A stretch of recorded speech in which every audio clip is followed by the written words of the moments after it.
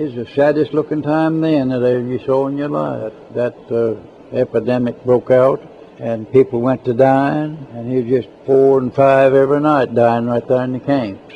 Every porch that I'd look at would have a casket box sitting on it. In April 1917, as the United States entered the Great War, America's soldiers crossed the ocean to fight the Central Powers. But back home, the United States would soon fight an even deadlier war, the gruesome Spanish flu pandemic that would wipe out entire families, overwhelm hospitals, and send so-called dead wagons through city streets to collect the victims. Could some of these deaths have been prevented if communication had been credible and consistent? Would Americans have then understood the epidemic's dangers and taken the necessary steps to slow its spread? Did our federal government's focus on World War I cause it to deliberately mislead the American public during these deadly days?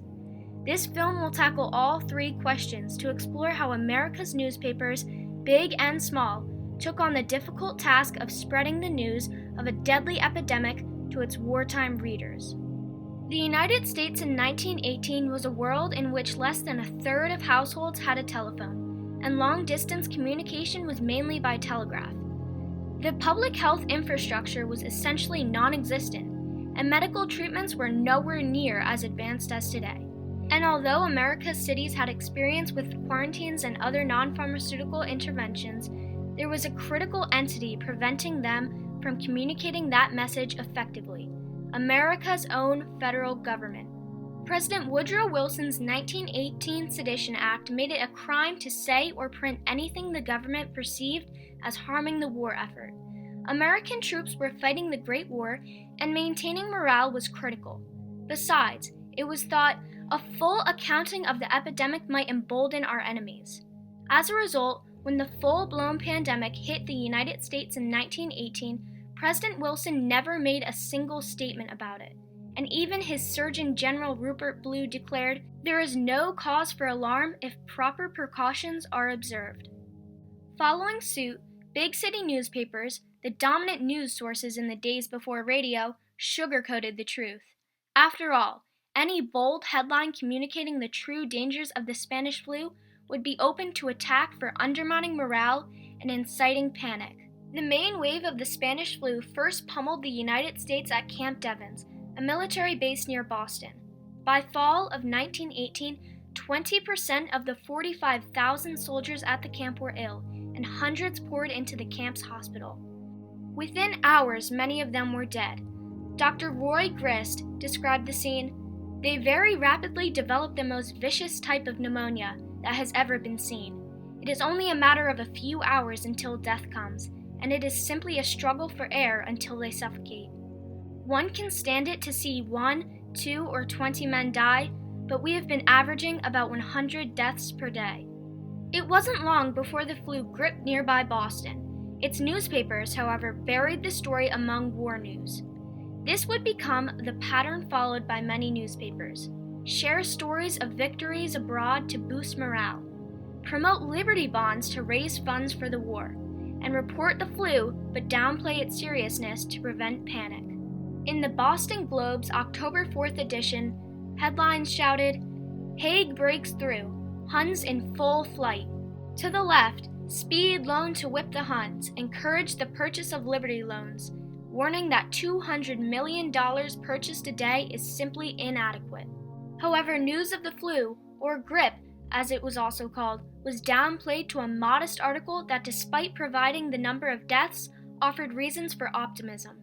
"Cases show decrease," it read, but a chart that the Globe buried on page 9 revealed the real truth.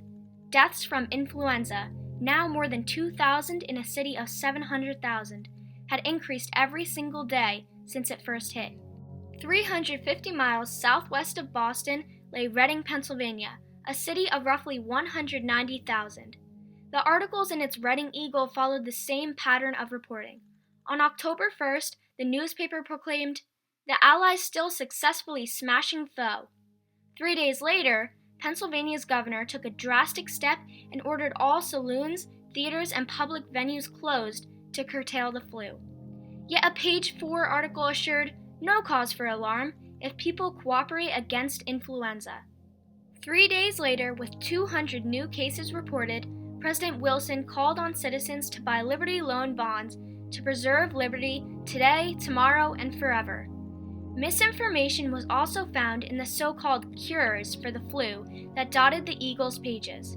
Dr. George Baer recommended an injection of 1.54 grains of iodine in combination with creosote and guaiacol to do the trick. Another advertisement advocated plenty of exercise in the fresh air, a clean mouth, skin and bowels, and of course, pleasant pellets, a vegetable pill that would keep the liver and bowels regular. Despite the various cures touted in the Eagle, the flu persisted, and by October 5th, so much of the city was closed down that newspapers reported, "Sunday was without a parallel in the history of Reading. It was churchless, preachless, gasless, singless, gameless, clubless, and everything but influenza-less." In the end, the Spanish flu claimed 500 city residents in what local historians call the greatest civic tragedy in Berks County history. Just down the road in Kutztown, its 3,000 residents got their news mostly through the Kutztown Patriot. It featured the same headlines of the Great War, the same pleas to buy Liberty bonds, and the same ads to cure the flu. But the newspaper did more than just spout facts. With honesty and bluntness, the Patriot told the story of the community's united efforts to fight the flu. The paper's pandemic story began with brief mentions in early fall 1918, but by October, the flu had gotten so bad that Kutztown's town hall was turned into a makeshift hospital. The Patriot called for volunteers to staff it and advertised fundraisers to support the hospital. The newspaper prominently featured a state mandate closing public places and urged its residents to follow basic hygiene practices. It listed the sick by name: Emma Snyder, Hattie Stein. It listed the dead by name: Mr. and Mrs. Central Moser, Henry Adams, Harvey Christ. To boost morale, it boasted that the emergency hospital had passed an inspection by the Berks County Emergency Committee, who couldn't find words strong enough in praise. By February 1919, the worst of the flu had passed, and the Patriot praised the community's efforts. "The work is done. Doors are closed." The emergency hospital wrote a shining chapter in Kutztown's history that will serve as a pattern to coming generations. Community spirit of the right sort afforded relief and solace to scores of sick and cared for whole families. Over a century later, the Patriot's coverage of the Spanish flu remains a model of exceptional reporting. It informed, it encouraged, it reassured. Community leaders took the reins when the federal government did not, and in doing so, likely shortened the duration of illness and saved lives. The Spanish flu pandemic that began in January 1918 and ended in June 1919 represents the first collision between modern science and an epidemic, and reveals the pressure it puts on a society engaged in a deadly war. Having taken the lives of an estimated 675,000 Americans, the pandemic stands as a lasting reminder of what happens when a lack of leadership from the federal government leads to widespread confusion, misinformation, and ultimately more deaths. As epidemiologists had long predicted, the world is once again faced with a deadly pandemic, coronavirus, or COVID-19, which has already claimed 481,000 lives in the United States alone.